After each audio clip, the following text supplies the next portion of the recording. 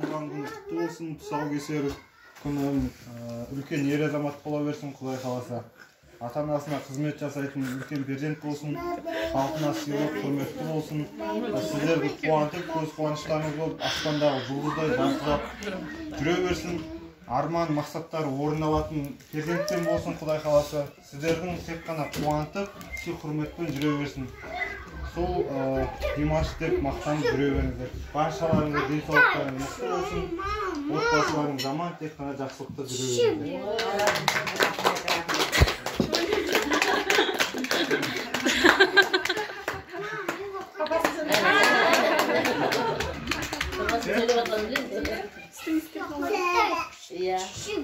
Ал енді Айдана сөйлеп жіберсін, Ерболдың тілегін жалғап.